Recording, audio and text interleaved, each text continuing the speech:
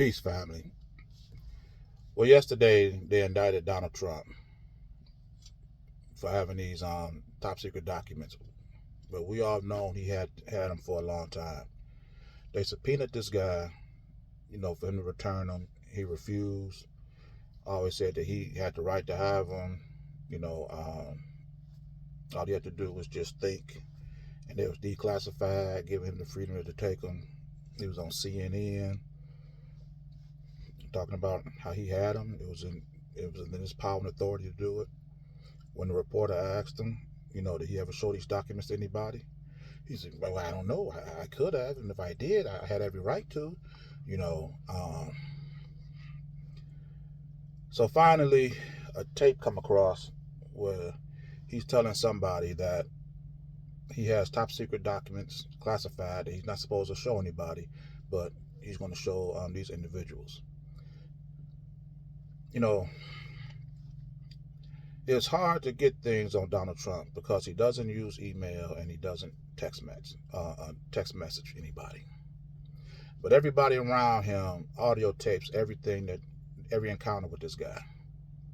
This should tell you the integrity and the level of trust people have that work with him. They protect themselves from this guy, so just in case he go too far, they got some type of documentation on him.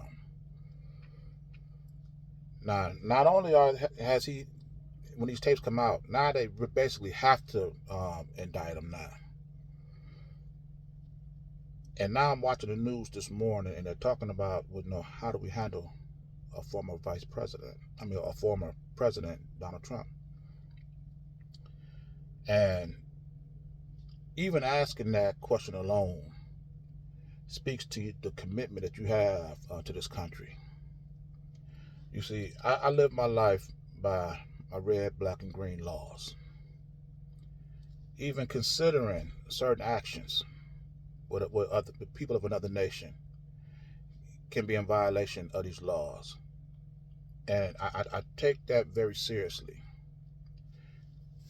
Just because Donald Trump, a former president of the United States, is now caught up in the judicial system of the same United States that's been established since 1776, 247 years.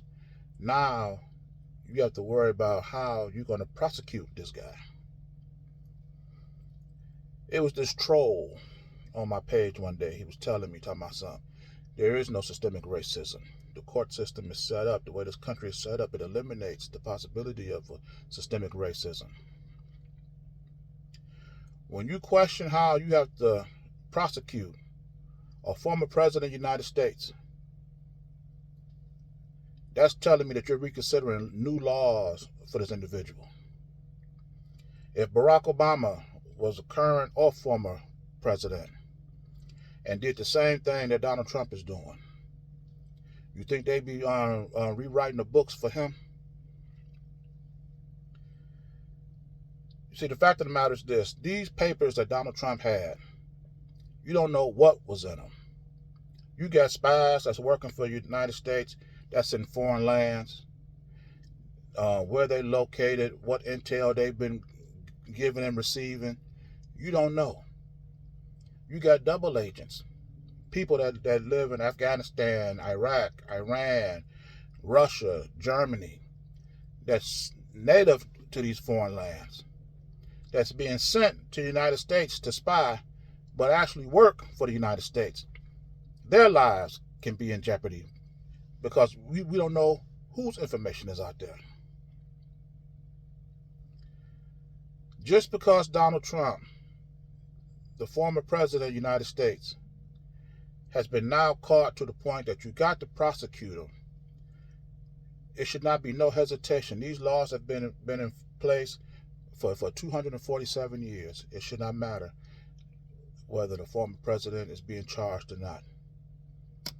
Because if you question that, then you're admitting to the world that you not only have two sets of laws for the people, but you're willing to adjust the laws just to accommodate this guy, a white former president of the United States. If this guy was black, brown, yellow, whatever, it wouldn't be no reshuffling of the deck. They'd know exactly how to handle him.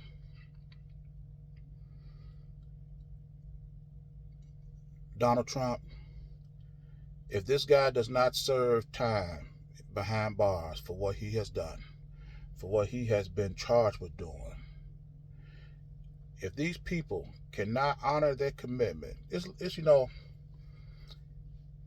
like this. If you get married and you pledge your commitment to your spouse to love, honor, obey, cherish, be faithful, blah blah blah, to death do you part, and sometime later some little cutie or some stud approach you or your mate and it make them question their commitment, their wedding vows, they never should have made it in the first place. You was never serious about this commitment. People, the reason why I do these videos is to show black people that it is time for us to create our own way of life, something that we can commit to with that, and no matter what we go through, that commitment will never be shaken. We cannot be committed to a person or a government that's going to quiver or change the laws just because something more attractive pops up. These people don't follow their own laws. Why should we? How can they force us to follow laws they don't obey? If they're not committed to their own laws and values, it's time we commit to our own. I'm going to end this video here. And if you like this message, if you like this content, and if you like this pressure that I put on our oppressor, put a little pressure on that follow, subscribe button, share, and catch me in my next video. Ashe.